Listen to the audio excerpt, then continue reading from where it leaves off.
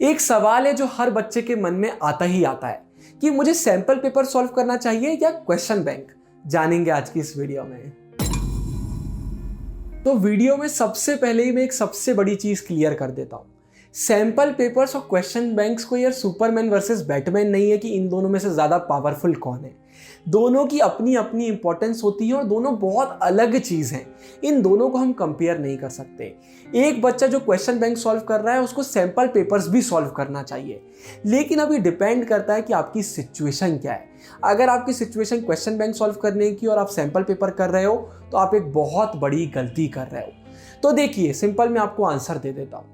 अगर आप एक ऐसे बच्चे हैं जिसका सिलेबस पूरा हो चुका है और अंदर से आप बहुत ज़्यादा कॉन्फिडेंट हैं कि अब आपको फिर से पढ़ने की ज़रूरत नहीं है, तो फिर आपको आंख बंद करके सैंपल पेपर की ओर चले जाना चाहिए। आपको सैंपल पेपर सॉल्व करना चाहिए। लेकिन मुझे मालूम है अभी ज़्यादातर बच्चों का सिलेबस कंप्लीट नहीं हुआ है।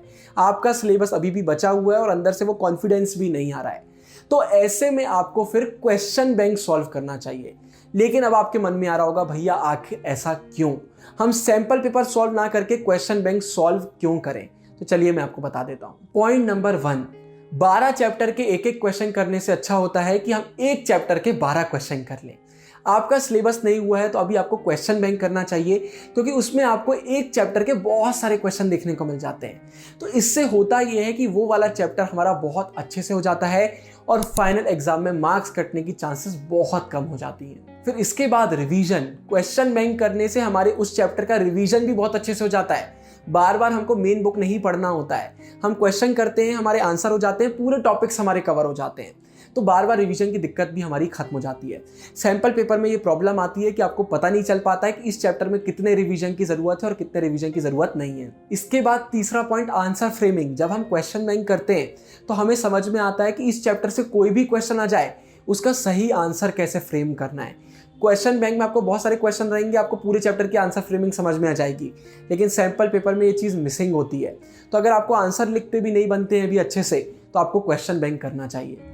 इसके बाद फोर्थ पॉइंट भी याद रखिए कि जो सैंपल पेपर में क्वेश्चंस होते हैं वो कहीं अलग से नहीं आ जाते हैं। वो क्वेश्चन भी आपको क्वेश्चन बैंक में देखने को मिलेंगे। सैंपल पेपर में मोस्ट इंपॉर्टेंट क्वेश्चन डाल दिए जाते हैं और क्वेश्चन बैंक में ज़्यादा क्वेश्चन आपको देखने को मिलते हैं। तो जब किसी चैप्टर के आप ज़्यादा क्वेश्चन देखते हैं तो आपको अपने आप क्लियर हो जाता है कि फाइनल एग्जाम में कैसे कैसे क्वेश्चन पूछे जाते हैं। तो वहाँ पर एकदम से कोई क्वेश्चन घुमा फिरा कर आ जाएगा तो आप टेंशन में नहीं आएंगे। आपने वो बहुत चांसेस है कि कहीं ना कहीं पढ़ा होगा। तो क्वेश्चन बैंक करने से क्वेश्चंस भी समझ में आते हैं कि फाइनल एग्जाम में क्वेश्चन कैसे आते हैं। फिर इसके बाद आखिरी प्रॉफिट, और इसके बाद मैं आपको क्वेश्चन बैंक करने के नुकसान भी बताऊंगा। वो प्रॉफिट एक क्लियर इमेज आपके सामने आ जाती है। आपने सैंपल पेपर किया, हो सकता है पहला सैंपल पेपर आपका बहुत अच्छा चले जाए, लेकिन दूसरा खराब हो जाए, तीसरा सही हो जाए, चौथा खराब हो जाए। एक क्लियर इमेज नहीं बन पाती है कि अगर चीज़ें सही हो रही हैं तो क्यों हो रही हैं, खराब हो रही हैं तो क्यों हो रही हैं। लेकिन क्वेश्चन बैंक में जब आप क्वेश्चन पढ़ते हैं और आपको आंसर नहीं बन रहे होते हैं तो आपको समझ में जाता है कि अच्छा, इस चैप्टर में मुझे दिक्कत आ रही है, तो वो चैप्टर या उस टॉपिक को आप फिर से अच्छे से कर लेते हैं। तो एक क्लियर इमेज फॉर्म करने में क्वेश्चन बैंक हमें ज़्यादा मदद करते हैं। लेकिन भाई नुकसान भी है।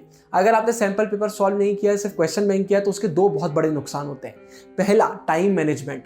यहाँ आप टाइम मैनेजमेंट नहीं सीख पाएंगे। उसके लिए आपको सैंपल पेपर सॉल्व करना होगा, तब आपको समझ में आएगा आपका पेपर कितनी देर में हो रहा है। तो टाइम मैनेजमेंट की एक बहुत बड़ी प्रॉब्लम हो जाती है।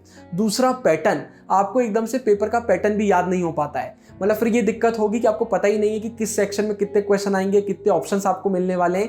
ये सारी चीज़ें हमें सैंपल पेपर से क्लियर होती हैं। तो सैंपल पेपर सॉल्व करना भी बहुत ज़रूरी हो जाता है। तो देखिए यार, एक बहुत इंपॉर्टेंट चीज़ मैं आपको बता देता हूँ। ऐसा नहीं है कि आपका सिलेबस आज कंप्लीट नहीं हुआ है तो कभी भी नहीं होगा। चैनल पर एक टाइम टेबल की वीडियो आ चुकी है, आप उसको फॉलो करिए, आपका सिलेबस कंप्लीट हो जाएगा। और जिस दिन भी आपका सिलेबस कंप्लीट हो जाए उसी समय से आप सैंपल पेपर सॉल्व कर सकते हैं। आप प्रिपरेशन लीव में भी सैंपल पेपर सॉल्व कर सकते हैं। लेकिन हमेशा याद रखिए, सैंपल पेपर एक सही तरीके से हमें सॉल्व करना चाहिए। तो जब आपका सिलेबस हो जाए, आप ऊपर वाली वीडियो पर क्लिक करिएगा। वहां पर मैंने बताया है कि सैंपल पेपर सॉल्व करने का सबसे शानदार तरीका क्या है। अगर ये वीडियो पसंद आई हो तो वीडियो को लाइक करिएगा, चैनल को सब्सक्राइब करिएगा। कोई भी आपका डाउट बचा हो आप कमेंट सेक्शन में पूछ सकते हैं। Signing off, Guru Tehanguriya, bye bye, all the best.